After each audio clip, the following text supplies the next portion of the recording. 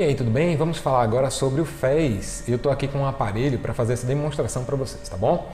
Sigam-me aqui.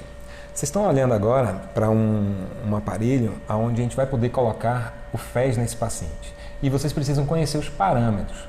A partir dos parâmetros é que nós vamos ter as indicações e as formas de utilização em nossos pacientes.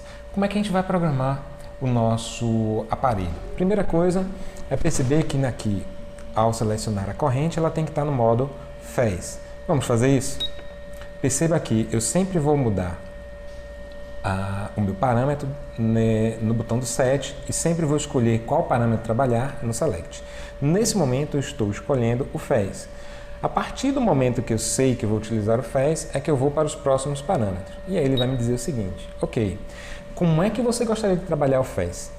Ele vai dizer vai lhe dar algumas opções. Primeiro, se você vai querer sincronizado, se você vai querer recíproco, e ele tem essas duas opções, que significam o seguinte: sincronizado é todos os eletrodos contraem e relaxam simultaneamente, de forma sincronizada.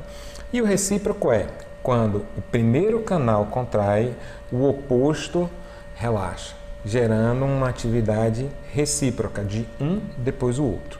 Ok. Nós vamos trabalhar dessa forma a depender de como você queira trabalhar com seu paciente.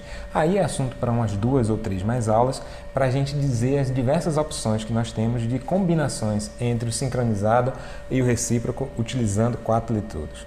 Isso é bem interessante quando a gente vai para a prática com o nosso paciente.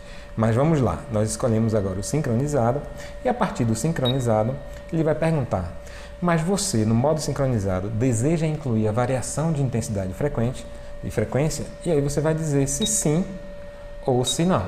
E o que seria a variação de intensidade e frequência? É justamente como o próprio nome diz, a frequência vai ficar aumentando e diminuindo para que haja um efeito mais duradouro desse estímulo, por não haver uma acomodação neural. Ela é interessante? É, mas é muito mais interessante no TENS do que no FES, tá ok? Então você não é necessariamente obrigado a deixar o VIF, mas é uma possibilidade interessante, ok? Depois do VIF, o que é que ele pergunta? Ele pergunta a frequência. E aí você vai querer manipular a frequência. E é óbvio que quando a gente trabalha com o FES, nós vamos trabalhar com valores ótimos. E esses valores ótimos irão variar de 20 a 50 Hz. Por que esses valores, professor? Porque esses valores geram um alto potencial de contração muscular. E a partir daí a gente sabe que abaixo de 20 eles não são interessantes porque eles geram abalos musculares, não geram contrações tetânicas.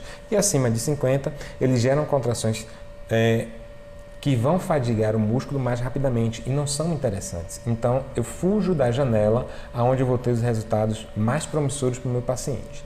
Depois a gente pode fazer uma outra aula só para falar sobre a frequência na eletroestimulação neuromuscular. Mas vamos seguir aqui. Depois da frequência, o que é que eu vou escolher? Ele vai escolher a largura de pulso. E quando a gente fala em FES, é muito comum você ouvir que a frequência é X e a largura de pulso é de 250. Ou seja, você não tem nem o direito de escolher, você vai colocar lá 250. Mas eu digo para vocês que não. Existe uma variação que o teto dela é de 500 microsegundos, como você pode ver aqui, mas eu posso colocar entre 200 a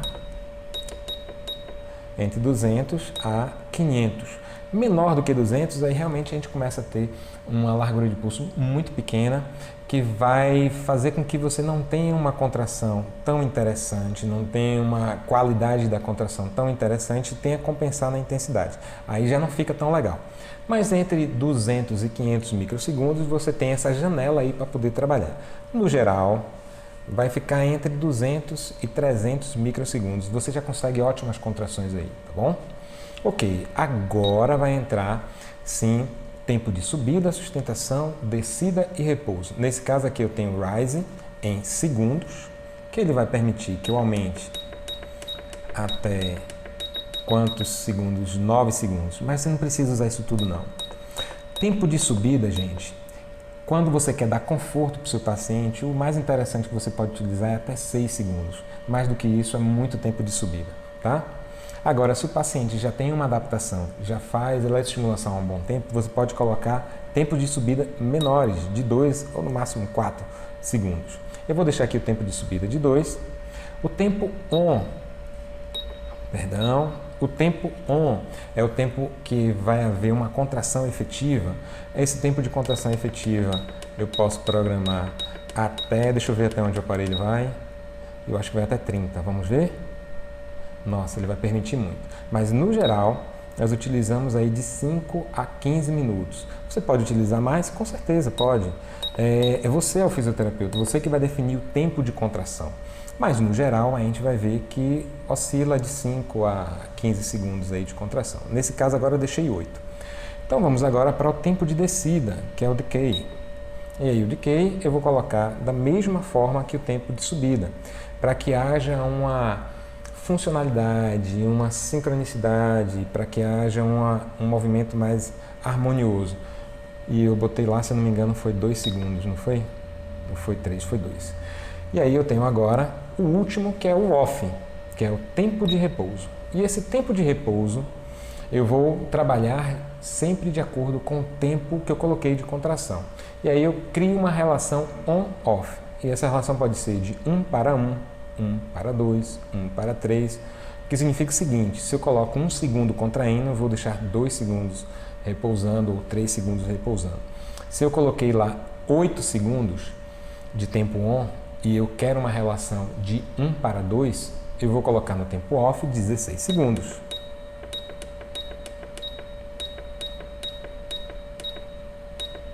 Pronto, 16 segundos.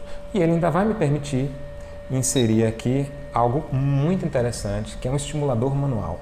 Significa que ele vai ter aqui um botãozinho, um aparelhinho, onde eu posso disparar manualmente a contração. Aí não vai haver tempo on e tempo off, porque ele vai depender da minha vontade de apertar o botão ou não. Então quem vai dizer o que é on e o que é off é justamente o fisioterapeuta. Tá? Isso é muito bom quando a gente faz algum trabalho de simulação de um movimento. Por exemplo, um paciente com sequela de AVC, que você quer que ele levante a perna, mas você não quer que seja tão sincronizado, tão casadinho como o tempo on e tempo off. Você quer perceber a hora que o paciente começa a contrair para você disparar manualmente. Isso é muito bom, isso é muito interessante. Esse é um recurso que poucos aparelhos oferecem e geralmente quando oferece é muito legal para pacientes onde você quer primeiro esperar a reação do paciente para depois oferecer a corrente. Isso é bacana e isso é muito legal, exige atenção do fisioterapeuta, porque a gente tem que estar o tempo todo sincronizado com o feeling do paciente para ver se ele está dando o início do movimento para a gente disparar em seguida, mas é muito legal e é bem interessante. Existem várias formas de utilizar o estimulador manual. E por fim, gente, o tempo. Está aqui o timer. E eu vou programar de acordo com as quantidades de contrações que eu desejar no meu paciente. Então eu tenho que saber quantas contrações eu quero e quanto tempo dura cada contração. A partir daí eu vou conseguir programar no meu paciente a eletroestimulação. Tá ok? Então nós passamos agora por todos os parâmetros do FES. E é isso aí, galera. Façam um bom uso. Não é só para o Neurodin, isso aí é de qualquer aparelho de eletroestimulação. E muito bom, muito bom. Espero que vocês aproveitem bastante isso daí. Grande abraço, até logo!